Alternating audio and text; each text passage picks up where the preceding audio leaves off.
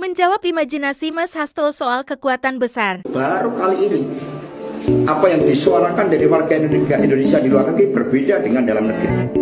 Maka kami bertemu dengan pakar IT, ini tidak hanya terkait dengan KPU, ada kekuatan besar yang di belakang KPU, yang kemudian menggunakan Sirekap untuk merancang suatu desain melalui Vicon yang intercept.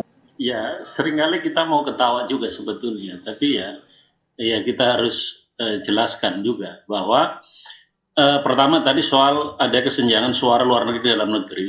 Sebetulnya kalau kita lihat juga perolehan suara masing-masing pilpres atau peserta pemilu partai politik di luar negeri juga enggak seperti yang disampaikan bahwa 03 misalnya menang di semua atau mayoritas luar negeri atau 130-an perwakilan luar negeri. Jadi juga variasi, dan 01 juga ada yang menang, 02 juga banyak yang menang di luar negeri.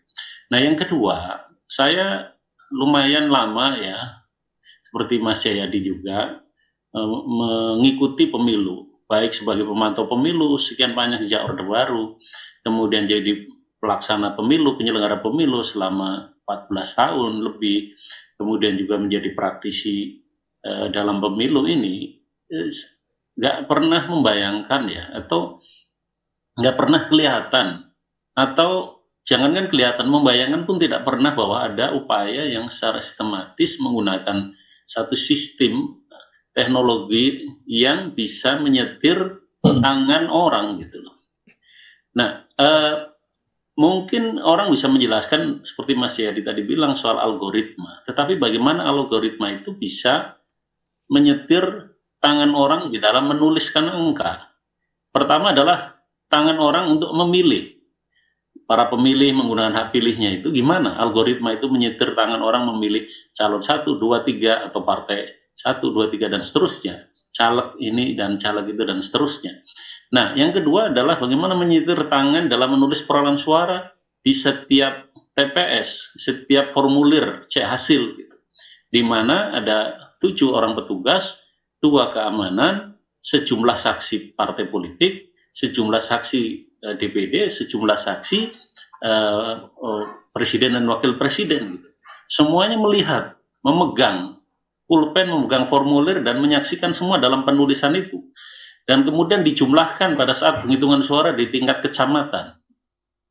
Lalu dijumlah lagi di tingkat kabupaten, kota, provinsi sampai tingkat pusat. Nah, seluruhnya sangat teknikal, sangat bisa dilihat, sifatnya manual, secara berjenjang, semua orang bisa melihat, semua orang mencatat, semua orang melaporkan.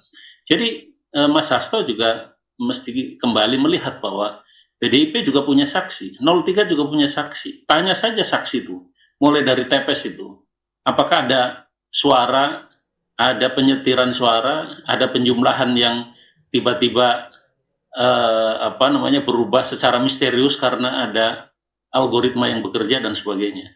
Jadi mestinya tanya saja kepada internal kita masing-masing apakah proses itu atau tidak. Jangan kemudian membangun asumsi, kemudian berimajinasi terlalu jauh, seolah-olah ada kekuatan gaib itu, kalau boleh dikatakan gitu, kekuatan gaib, kekuatan teknologi informasi yang menyetir pikiran, menyetir tangan, dan menyetir nalar orang semua. Jadi jangan kemudian kita tiba-tiba harus menjadi orang yang nggak bisa rasional terhadap proses yang sangat teknis ini gitu.